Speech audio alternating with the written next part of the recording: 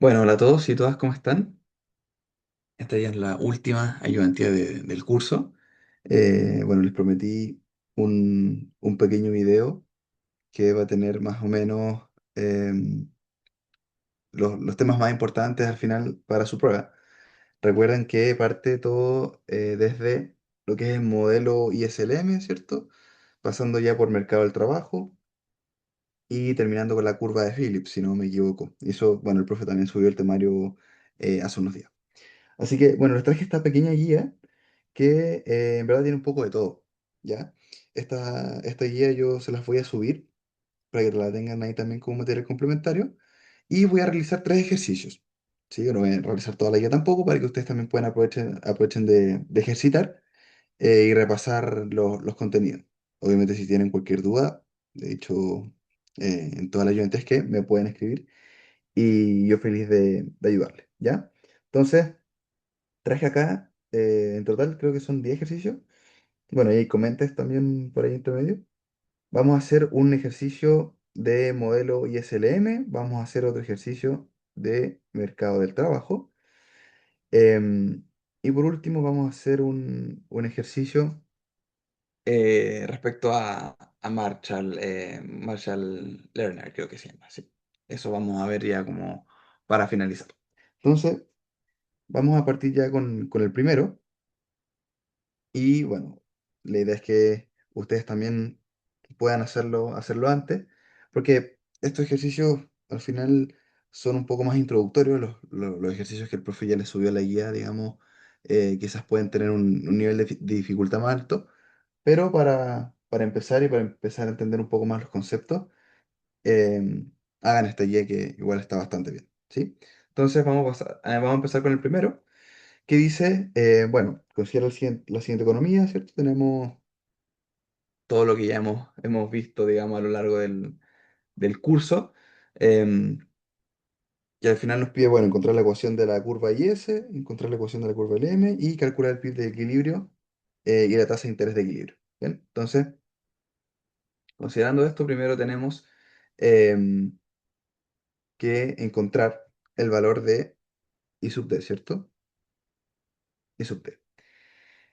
Que bueno, si recuerdan bien, es el ingreso disponible, ¿cierto? Entonces esto nosotros lo podemos encontrar como y menos t, eh, ¿cierto? Que esto es igual a y menos 80, ¿sí? Porque acá digamos, en la parte inicial nos dan p, ¿cierto? El impuesto que es 80. Entonces, ya con esto, tenemos el ingreso disponible, ahora nosotros ya podemos empezar a calcular la curva IS.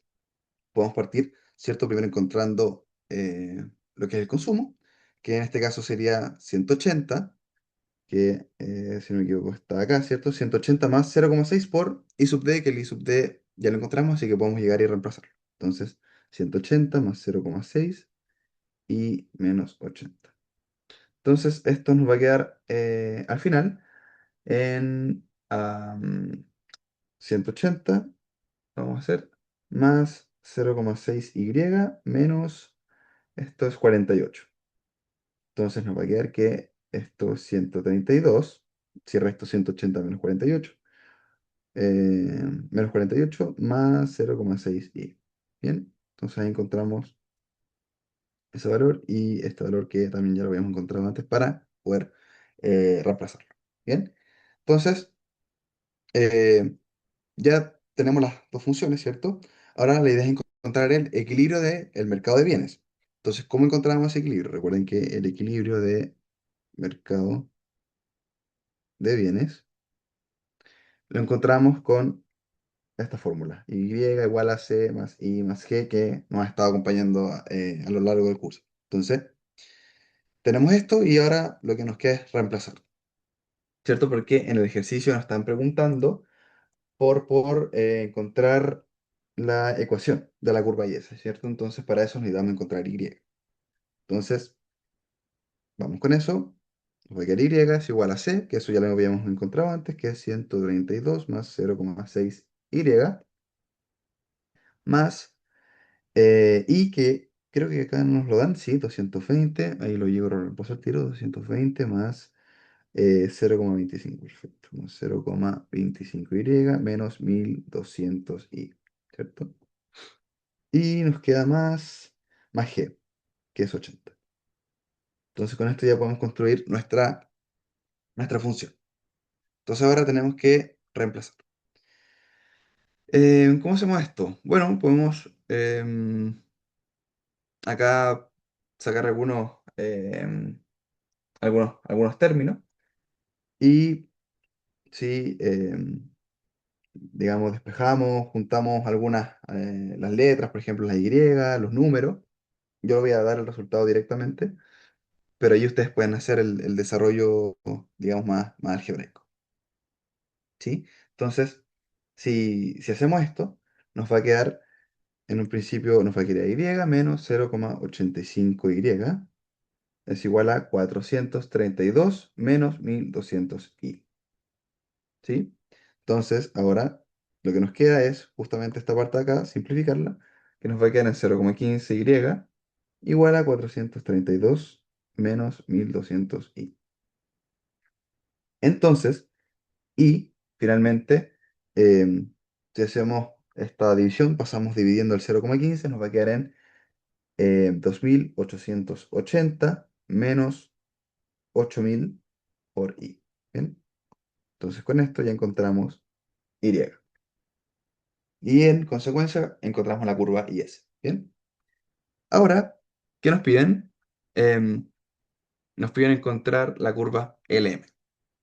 Recuerden que lo que calculamos ahora, que es la curva IS, va a resumir todas las combinaciones em, que hayamos visto donde el mercado de bienes está en equilibrio. Entonces, em, recuerden que es la pendiente negativa porque si el interés sube, ¿cierto? Va a caer la inversión y finalmente va a caer también la demanda agregada, ¿cierto? Entonces cae Y. Entonces podemos decir que el 0,15 que habíamos encontrado aquí em, se va, digamos, de nuestro sistema, de nuestra economía, ¿sí? Entonces la parte del ingreso que ya no vuelve, digamos, a convertirse en gasto. Entonces, siguiendo con eso, vamos ahora a la curva LM, que esta parte es la A. Entonces, uy, me queda un poco fea la A, ahí sí. Entonces, la B. Entonces, bueno, aquí em, esta parte ya la habíamos usado para la curva Y, ¿cierto? Y esto es para la curva LM. Entonces, si recordamos, la curva LM, ¿cierto? Era de esta forma. MS, ¿cierto? Sobre P va a ser igual a M sobre P elevado a D. ¿Sí? Eso lo habíamos visto. Entonces, acá solamente podemos llegar y reemplazar. Tenemos MS, ¿cierto? Que es 20.000 sobre P, que es 2. ¿Sí? Y esto lo vamos a igualar a esta expresión que tenemos acá. Entonces sería igual a 5y menos 12.000, ¿cierto? Por i. Entonces, ¿qué hacemos acá? Recuerden que lo que nosotros queríamos es despejar I, que es la tasa de interés. Eso es nosotros lo que queremos dejar despejado. Entonces, acá lo que podemos hacer es, bueno, multiplicar esto por 2, ¿cierto? Esto al final nos va a quedar en 10.000 igual a 5y menos 12.000i. Esto ya después de haber em, ya despejado todo, ¿sí? Y obviamente mezclar este 5i que está acá, pasarlo para el otro lado, em, pasar multiplicando estos valores. Entonces, después de esto, despejamos i y nos va a quedar, bueno, un valor bastante pequeño. Si se acuerdan, las funciones o sea, el valor que acompañaba a la y generalmente era bastante bajo. Entonces, en este caso nos va a quedar 0,00041, 0,00, ahí sí, 4167y menos 0,8333. ¿Sí? Bien, entonces, recuerden que en este caso se usa el dinero real, que en este caso es M sobre P, ¿sí? Porque al final lo que a nosotros nos importa es saber cuántos bienes se pueden comprar, ¿sí? Al final no la cantidad de billetes, ¿sí? Entonces, en este caso, si es que sube Y, va a subir la demanda del dinero para, bueno, todo lo que son las transacciones, ¿cierto? Y al final, como la oferta en ese sentido no va a cambiar. Entonces, el ajuste en ese caso lo hace la tasa de interés, que en este caso va a aumentar, ¿sí? Va a subir. Entonces, ¿ahora qué nos piden? Tenemos que calcular esas dos cosas. Nos piden calcular el PIB de equilibrio, ¿sí? Entonces, ¿qué hacemos en este caso? Tenemos que hacer una igualación, ¿sí? Tenemos que igualar. Si se acuerdan, primero tenemos este Y, que es el que habíamos calculado en un principio, ¿se acuerdan? Que es esto de acá, que es, bueno, esto va a ser ya la parte C, que va a ser Y igual a 2880 menos 8000, ¿cierto? Multiplicado por I, pero este I nosotros ya lo tenemos calculado acá, entonces tenemos que reemplazar 8000 por 0,000 4167i, ¿sí? Menos 0,8333. Sí, perfecto. Entonces, multiplicando, ¿cierto? Todos estos valores, distribuyendo, nos va a quedar en esto, 2880 menos 3,3333y más 6, perdón, 6666,67. ¿Sí? No se preocupen que en estos números medio raros, en las otras ayudantías también habíamos hecho algo así parecido y daban valores medio raros, y hay dos tipos de números. Entonces, tenemos esto y podemos juntar, si se dan cuenta, este Y con este Y. Entonces, nos va a quedar, si lo pasamos sumando, esto vale 1, entonces sería 1 más lo que está acá, lo que está acá. Entonces sería 4,3333y es igual a, haciendo esta suma, em, nos va a quedar en 9546,67. Entonces, el Y de equilibrio, ¿cierto? Nos va a dar 2203,08. Ya encontramos em, esta parte, ¿cierto? Entonces, ahora también, como ya encontramos la producción de equilibrio, tenemos que encontrar la tasa de interés de equilibrio. Entonces, Y de equilibrio va a ser, bueno, nosotros ahora ya sabemos, ¿cierto? A partir de esta ecuación que encontramos acá, simplemente reemplazar el Y que está ahí por el que nosotros encontramos el de equilibrio, ¿cierto? Entonces sería 0,0004167 por, voy a poner esto en otro color en azul, que es el Y de equilibrio que encontramos ahora recién, que es 2203,08 menos 0,8333. Y esto nos va a dar un I de equilibrio del aproximadamente de un 8,46%. ¿Sí? Y con eso ya encontramos em, todo al final lo que nos pide en este ejercicio. Al final esto, digamos, toda la parte del modelo ISLM son más o menos parecidos a los ejercicios, por lo menos que estuve viendo. Ahora le subieron una guía y pueden obviamente revisar qué otro tipo de variedad de ejercicios les podrían preguntar en la prueba. Pero es importante también que entiendan el concepto de, por ejemplo, no sé, por dinero real, de, bueno, el equilibrio ISLM, qué es lo que pasa, qué es ese equilibrio, que habíamos hablado que el equilibrio ISLM es donde es el único punto en donde los bienes y el dinero van a estar en equilibrio al mismo tiempo. Eso, por ejemplo, es importante que lo sepan. ¿Ya? Entonces, ya viendo toda esta primera parte del modelo ISLM, nos vamos ahora al mercado del trabajo. ¿Sí? Entonces, este ejercicio, que es, eh, la verdad es bastante corto, eh, pero quiero que ustedes también practiquen y ejerciten, porque en las ayudantías también hay hartos ejercicios, así que prefiero que también ustedes puedan desarrollar los ejercicios también por su cuenta. Entonces, este ejercicio en una economía simple, ¿cierto? Nos dan la ecuación de salarios y la ecuación de precios, con el Z y con mu. Entonces, em, nos dicen calcular el salario real determinado por la fijación de precios y calcular la tasa natural de desempleo, U sub n.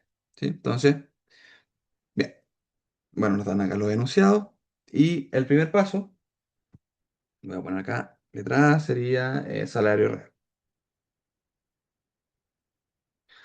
Salario real, perfecto. Entonces, nosotros habíamos visto que el salario real es W sobre P, ¿sí? Y aquí en verdad eh, nos dan harto, o sea, nos dan casi todos los valores. De hecho, aquí W, se dan cuenta, en este caso, es uno sobre uno más mu, ¿cierto? Que ese mu era el margen, ¿sí? Entonces, al final, el salario real desde vista desde los precios va a ser lo que las empresas van a estar dispuestas a pagar, dado su margen, que en este caso era mu, que es del 20%. Entonces, en este caso no depende del desempleo, de U. Sí, por eso se calcula primero. Entonces, en este caso, esto va a ser 1 más 1,2, ¿cierto? Porque mu es 20%, que esto es 0,2. Entonces, la suma nos va a dar ese valor. Y esto es igual a 0,8333. ¿Bien? Entonces, ya está el paso A, ¿sí? Y el paso B, lo que nos pide es igualar al final los salarios, ¿cierto? Ya, perdón, que me estaban llamando. Ahora sí. Entonces vamos con la parte B, en donde tenemos que calcular la tasa natural de desempleo. Entonces, por un lado ya tenemos este valor, ¿cierto? Que era la parte del salario real, que es 0,8333. Lo tenemos que igualar a este valor que está acá, ¿cierto? Que es la ecuación de salario. Entonces, como ya tenemos Z, que es 12, ¿sí? 12 menos 150 por U sub n, ¿sí? Entonces, si acá esto lo podemos despejar un poco, nos va a quedar 150 por U sub n es igual a 12 menos 0,8333, ¿cierto? Entonces, esto que está acá, bueno, lo voy a calcular aquí, 150 por U sub n es igual a 11,1667. Entonces, si despejamos esto, nos va a quedar 11,1667 sobre 150. Nos va a quedar que la tasa natural de desempleo es de un 7,44%. ¿Bien? Y con eso ya en verdad encontramos lo que es la tasa natural de desempleo. ¿Sí? Que al final, eh, recuerden que U sub n es la tasa de desempleo que hace, digamos, consistente ambos salarios reales. Y esto lo hemos visto también, que era bajo el supuesto eh, donde el precio era igual al precio esperado. ¿Sí? Por los trabajadores. Entonces, em, bajo ese supuesto, vamos a ver que esto se va a cumplir. ¿Bien? Perfecto. Entonces, ya con esto, como les dije, era un ejercicio un poco más corto para que puedan como refrescar un poco la memoria. Vamos a ir al siguiente ejercicio, que es el ejercicio 9, que es respecto a la condición de Marshall Level. Entonces, ¿qué nos piden acá? Antes de una depreciación real, una economía presenta 500 X sub 0, ¿cierto? Que son 500 exportaciones, Q sub 0, 400, que es la cantidad de importaciones, y epsilon sub 0 es igual a 1, ¿sí? Entonces, em, tras la depreciación real, se observa x1 igual a 560, q1 350 y epsilon sub 1, vamos a decir, 1,2. Recuerde que nx es igual que x menos q por epsilon, que eso es un pequeño hint, una pequeña ayuda que nos dan. ¿Sí? Bien, entonces, nos piden primero calcular la balanza comercial antes de la depreciación, o sea, n por x sub 0, ¿cierto? Entonces, ¿cómo calculamos esto? Tenemos que nx sub cero, ¿cierto? Va a ser igual a x sub cero, ¿sí? X sub cero, que son las exportaciones, menos q sub cero, que son las importaciones, multiplicado por epsilon sub cero. Que de hecho aquí nos están dando básicamente la respuesta, ¿cierto? Entonces sería 500, que son las exportaciones, menos 400 por uno, ¿cierto? Entonces esto va a ser igual a 100. Entonces está la balanza comercial antes de la depreciación, todo en tiempo, digamos, cero, ¿sí? Ahora, la balanza comercial después de la depreciación sería n por x1, ¿cierto? Que esto sería x1 menos q1 por epsilon 1. Entonces vemos acá, va a ser 560 menos 350 por 1,2. Y esto nos va a dar 140. Entonces, em, si se dan cuenta,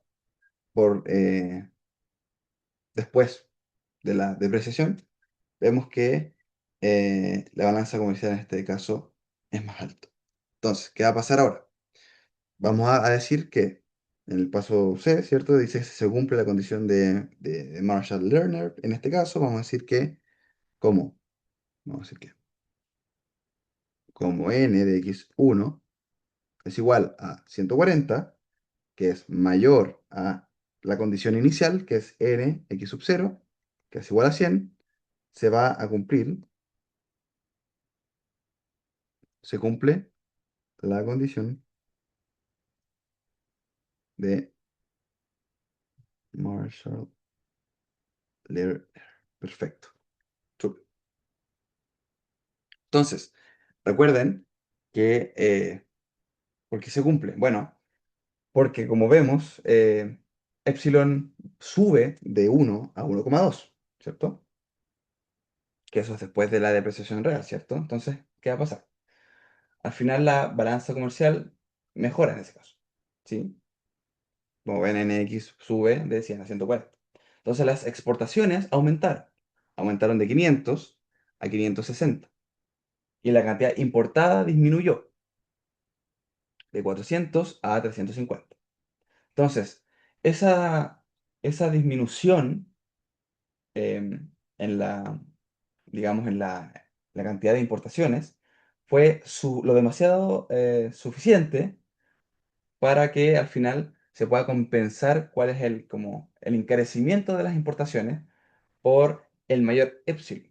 Entonces tuvo, digamos, un efecto positivo, ¿sí? Entonces, como este caso tiene un efecto positivo dentro de la economía que nosotros estamos evaluando, se cumple la condición de Marshall-Lerner. Perfecto, entonces es importante también saber que al final no es como solamente la fórmula, que al final eh, tienen que fijarse que la depreciación va a tener varios efectos. Entonces, que es justamente lo que decía esta condición, que el primer efecto es que suban las exportaciones, baje después la cantidad importada, pero que al final, el tercer punto es que para cada unidad importada va a costar más caro. Entonces, para que al final mejore la balanza comercial, más junto al efecto, digamos, donde suban exportaciones y bajen las importaciones, debe ganarle, por decirlo de alguna manera, al efecto del precio, que es el tercer punto que decía, donde cada unidad importada va a ser más cara. Que en este caso es lo que pasa aquí. Entonces, al final, eh, también junta un poco con lo que habíamos visto con la curva J, en donde en el corto plazo las cantidades no van a alcanzar a ajustarse, ¿cierto? Eso también lo vimos en una ayudante ahí con más detalle. em, pero sí, eh, el efecto precio va a dominar primero. Y lo que va a pasar con NX, ¿cierto? Con la balanza comercial, va, por decirlo de alguna manera, podría empeorar antes de mejorar. ¿Sí? Que ahí de hecho hay un comentario relacionado con eso, que es, que creo que es la siguiente. La siguiente esta creo que es la que está acá. Sí. Entonces, los invito a que ustedes también puedan hacer este tipo de ejercicio, no solamente los que hice acá, que en verdad eran un poco más sencillos, más simples. De hecho, era bastante simple. Pero hago igual este video para que ustedes también puedan avanzar, puedan hacer otros ejercicios. Les voy a subir ahora esta guía, ¿cierto? Em, y que puedan al final realizarla y si tienen cualquier duda, obviamente me comenten, que yo obviamente siempre voy a estar dispuesto para que puedan estudiar tranquilamente. Les quedan todavía algunos días para la prueba. Así que, así que nada. Por mi lado, yo me despido. Fue un gusto, obviamente, haber sido su ayudante este semestre. Y que espero que las ayudantías que hay antes, que son bastantes, les sirvan. Como les digo, quizás estos ejercicios que tengo ahora van a decir, uy, son muy fáciles, son muy simples. Sí, pero prefiero que ustedes también hagan los otros ejercicios que pueden ser un poco más complicados. Y además, que tienen todas las otras ayudantías anteriores que realicé. ¿Ya? Y que ahí son un poco más complicados, que tienen quizá un poco mayor de interpretación y que estoy seguro que les va a servir en su prueba, ¿sí? Así que nada, un gusto, que les vaya muy bien y bueno, nos vemos el sábado, ¿sí? Que estén muy bien.